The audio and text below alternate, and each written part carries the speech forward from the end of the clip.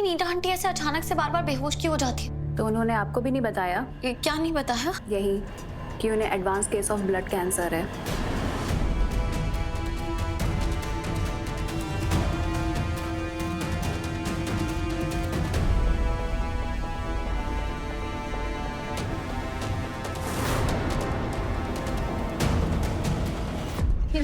ये क्या कह रही है आप? ये कब से है? अभी कुछ महीने पहले ही पता चला है। And I am really sorry. उनके पास ज्यादा समय। प्लीज आप ऐसा मत कहिए।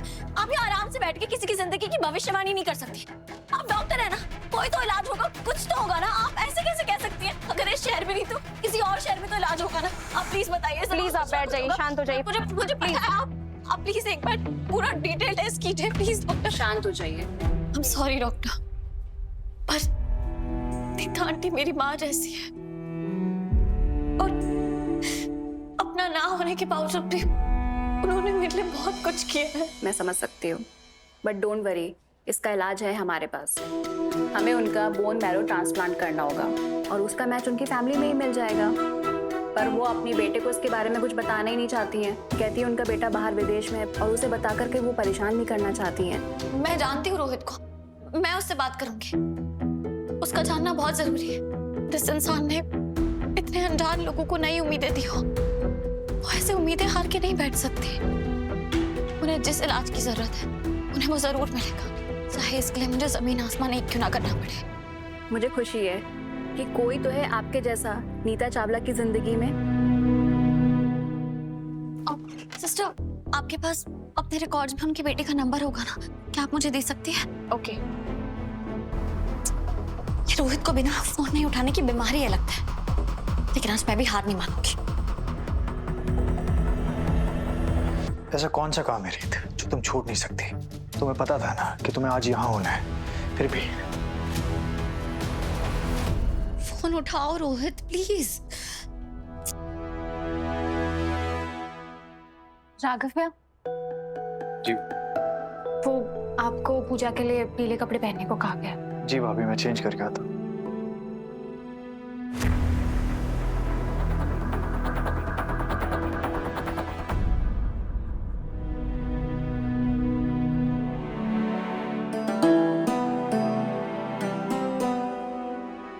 तुम पहले से ज्यादा बेचैन लग रहे हो राघव। जी नहीं, मैं बस ये सोच रहा था कि आपके खाने पीने में या किसी भी चीज में कोई कमी तो नहीं रही ना। अगर यही सफेद झूठ मुझसे कोई और कहता ना, तो उसे श्राप दे देती मैं।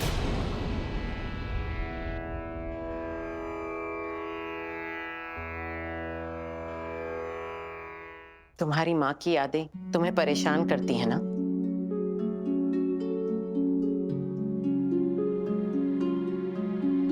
देखा, माँ शब्द सुनते ही तुम्हारा दिल कैसे जोरों से धड़कने लग गया।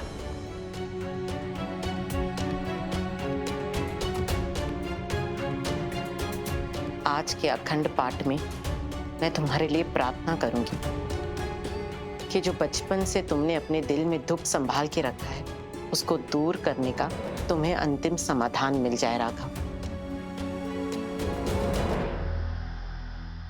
इस लड़की रीत का नाम बदल कर ना पहेली रख देना चाहिए। ये लड़की मेरी समझ में ही नहीं आती। जब भी हमारे घर में कोई बड़ा अफसर होता है, उसकी जिंदगी में उससे भी बड़ा जरूरी काम आ जाता है।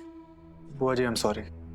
आई नो आपने रीत को कहा था कि वो पूजा के समय तक यहाँ हो, पर एक मिनट राघव, मैंने तुझे कितनी बार समझाया है, तू रीत के लिए मुझसे सॉरी मत मांगा कर।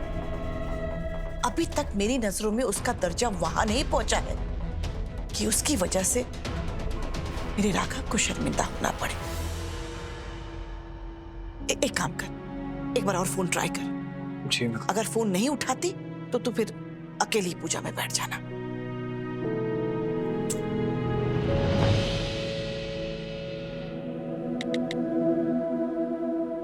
ऐसा कौन हो सकता है जिससे तुम इतनी देर से बात कर रही हो? रोहित, मैं तुम्हें 2 घंटे से फोन लगा रही हूँ। तुम्हारी माँ को तुम्हारी जरूरत है, प्लीज फोन उठाओ प्लीज।